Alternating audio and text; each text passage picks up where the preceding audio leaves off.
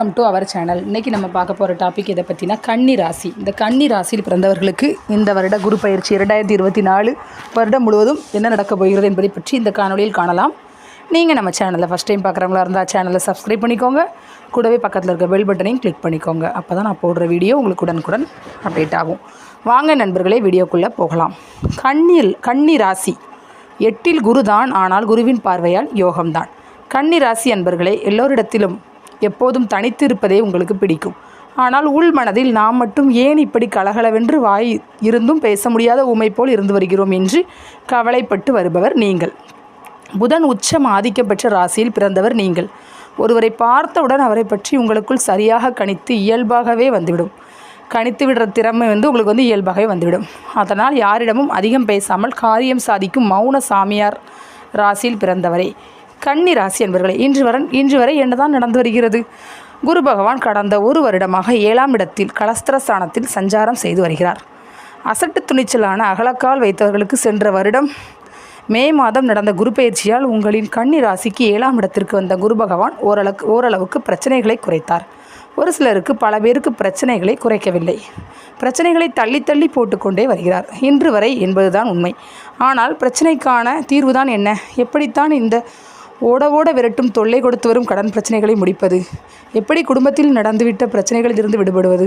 நிர்வாகங்களில் நடந்துவிட்ட தொழில் பாதிப்பு, வியாபார பாதிப்பு, உத்தியோக பாதிப்பு, மகன் அல்லது மகளால் பிரச்சனை, பூர்வீக சொந்தங்களால் ஏற்பட்டுவிட்ட நிலம், வீடு, மனை பிரச்சனை என்று இருந்து வந்தாலும் இதற்கான தெளிவான அறிவு நெறியை 7ஆம் இடத்து குரு பகவான் உங்களுக்கு மற்றவர்கள் மூலமும் நீங்கள் குரு போல மதிக்கும் சில மனிதர்கள் மூலமும் ஒரு நல்ல வழியை காட்டியே இருப்பார். கடந்த 2-3 வருடங்களாக தாமதமாகி வந்த மகன் மகள் திருமணம் முடிவுக்கு வந்திருக்கும். வேலை இல்லாதவர்களுக்கு 7இல் குரு வேலை வாங்கி கொடுத்திருப்பார். இந்த நிலையில் கன்னி ராசிக்காரர்களுக்கு அஷ்டமஸ்தானமான 8ஆம் இடத்திற்கு குரு பகவான் மேச ராசிக்கு பயிற்சி ஆகிறார். இதனால் உங்களின் கன்னி ராசிக்கு 8ஆம் இடத்திற்கு குரு பகவான் பயிற்சி ஆகிறார். இதனை அகப்பட்டவனுக்கு அஷ்டமத்தில் குரு என்று சொல்லி வைத்தார்கள். ஆனால் கன்னி ராசிக்காரர்களான உங்களுக்கு 8ஆம் இடத்து குரு பகவான் பெரிய பாதிப்புகளை எல்லாம் கொடுக்க மாட்டார். கவலையே பட வேண்டாம். ஏனென்றால் உங்களின் கன்னி ராசியாதிபதி புதன். இவருக்கு குரு பகவான் பாதகாதிபதி, கெட்டவர், பகையாவார். இதனால் கெட்டவராகிய குரு பகவான் 8ஆம் இடமாகிய மறைவு ஸ்தானத்தில் மறைந்து விடுகிறார், கெட்டு போய்விடுகிறார். இதனால் கெட்டவன் கெட்டிடும் ராஜயோகம் உண்டாகிறது உங்களுக்கு. அதாவது உங்களை கெடுக்க நினைத்தவர்கள் எல்லாம் கெட்டு போய் விடுகிறார்கள். இதுவே உங்களுக்கு யோக காலம்தான். உங்களுக்கு நல்லது செய்ய பாத்தியப்பட்டவர்களே உங்களுக்கு பாதிப்புகளை, விரய செலவுகளை செய்யும்படி 8ஆம் இட குரு அவர்களுக்கு வழிகாட்டுவார்.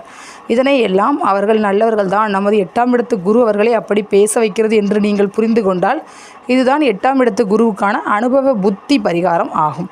சுப கிரகமான குரு பகவான் தான் நிற்கும் இடத்தின் தவறுகளை தடுத்து நிறுத்தி அந்த இடத்தின் தன்மையை கெடுப்பார் என்றும், பார்க்கும் பார்வைகள் அந்தந்த இடத்தின் பலனை காட்டும் என்றும் ஜோதிட சாஸ்திரம் கூறுகிறது. அந்த வகையில் 8ஆம் இடத்து அதிபதியான ஆபத்து, கஷ்டம், விபத்துகளை தடுத்து நிறுத்தி குரு பகவான் நல்ல பலன்களையே கொடுப்பார். குரு பகவானின் பார்வை பலன்கள். குரு பகவானுக்கு 5, 7, 9ஆம் பார்வைகள் யோகமான பலன்களை கொடுக்கும் பார்வைகள் ஆகும். அந்த வகையில் உங்களின் கன்னி ராசிக்கு 12, 2, 4ஆம் இடங்களை குரு பகவான் பார்க்கிறார். இதனால் இதுவரை இருந்து வரும் விரய செலவுகள் இனிமேல் இருக்காது. அப்படி இருந்தாலும் அது என்றைக்கு செய்தாலும் செய்தே தீர வேண்டிய சுப விரய செலவுகளை குரு பகவான் பார்வை பலன் இனிமேல் மாற்றிவிடும். தனம், வாக்கு, குடும்பஸ்தானமான 2ஆம் இடத்தை குரு பார்ப்பதால் இனி நீங்கள் செய்து வரும் தொழிலில், வியாபாரத்தில், வேலையில் தனம், பணம் குருவும் பார்ப்பதால் எதிர்பாராத சிறந்த வாய்ப்புகள் மூலம் பணவரவு அதிகமாக வரும். ஒரு சிலருக்கு போனிலேயே பேசி முடிக்கும் தொழில் மூலம், வியாபாரம் மூலம் உழைக்காத பணமும் அதிகமாக வந்து சேரும். வீடு, மனை, சொத்து, சுகம் ஸ்தானமாகி 4ஆம் இடத்தை குரு பார்ப்பதால் வீடு, மனை மீதுள்ள கடன் பிரச்சனை வரும் 2024 ஏப்ரல் 4க்குள் முடிவுக்கு வரும்.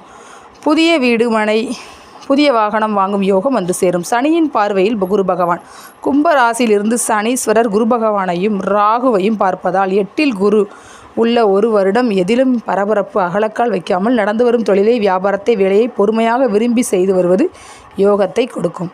இந்த குணத்தை குரு பகவான் கொடுப்பார். சுப கிரகம் குரு பகவான் குரு போல தகப்பனார் போலத்தான் திருத்துவாரை தவிர பாதிப்புகளை 8ஆம் இட குரு பகவான் தரமாட்டார்.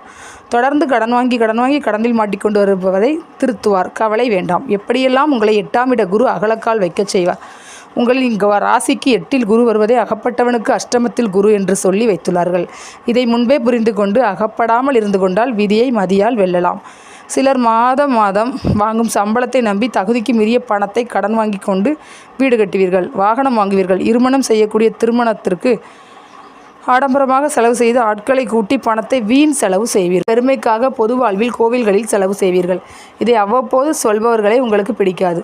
நல்லவர்களை எல்லாம் பகைத்து கொள்வீர்கள். கெட்டவர்களின் சகவாசம் சந்தனமாக மணக்கும். ஆனால் நீங்கள் பல விதத்திலும் கடன் பிரச்சனை, அவமான பிரச்சனை என்று மாட்டிக்கொள்வீர்கள். ஒரு சில இளம் பிள்ளைகளுக்கு தனக்கும் தனது குடும்பத்திற்கும் சரிவராத மனநிலை உள்ள பெண்ணுடனோ பெண்களுக்கு ஆணுடனோ நட்பும் அன்பும் முதலில் வந்து பின்பு பெரிய அவமானத்தையும் கேவலத்தையும் தீர்க்க முடியாத பிரச்சனைகளை 8இல் குரு பகவான் தருவதற்கான வாய்ப்புகளை அமைத்து கொடுப்பார் என்பதால் புதிய நட்பு, புதிய சந்திப்புகளை ஒரு வருடத்திற்கு பிறகுதான் நல்லது என்று தள்ளி வைப்பது சிறந்த புத்தி பரிகாரம் ஆகும்.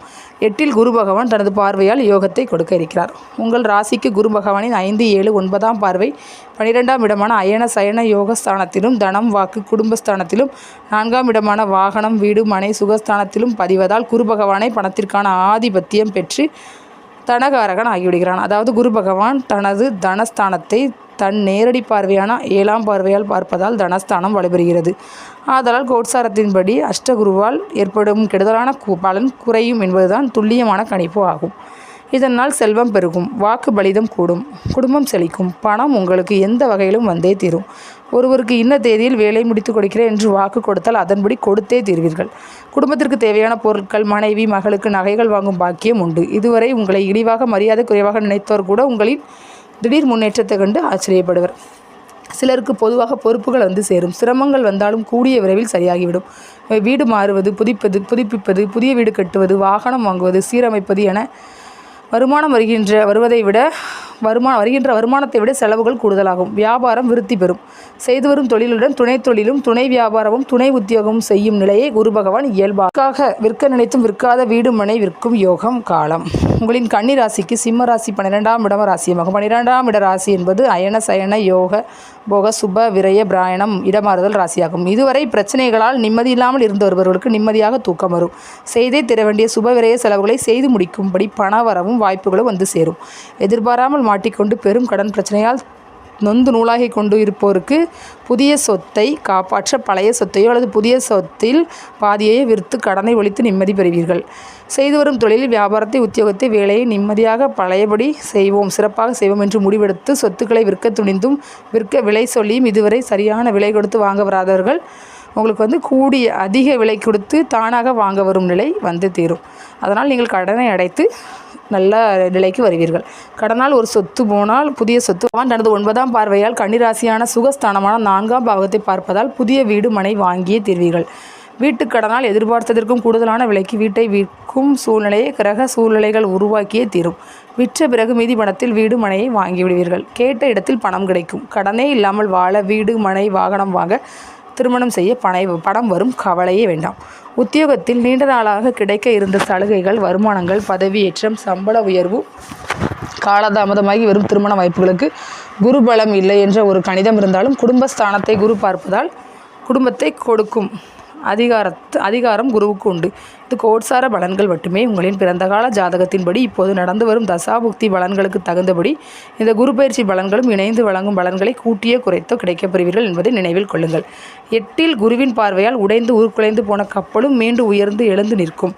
பிள்ளை செல்வங்களுக்கு அதிபதியான குரு பகவான் 8இல் மறைந்ததால் ஒரு சிலருக்கு மகன் அல்லது மகள் இதுவரை இல்லாத மறைவான மனதுடன் வெளிப்படையாக பேசாத மனநிலையில் இருந்து வருவார்கள். என்னதான் இவளுக்கு ஆட்சி, என்னதான் இவனுக்கு ஆட்சி என்று நீங்கள் குழம்பிக் கொள்ளும் சூழ்நிலையும் ஒரு சிலருக்கு வருவதான வாய்ப்புகளை 8இல் குரு பகவான் கொடுப்பார். கவலை வேண்டாம். 9இல் குரு மாறும் பொழுது உங்கள் கவலை எல்லாம் சந்தோஷமாக மாறிவிடும்.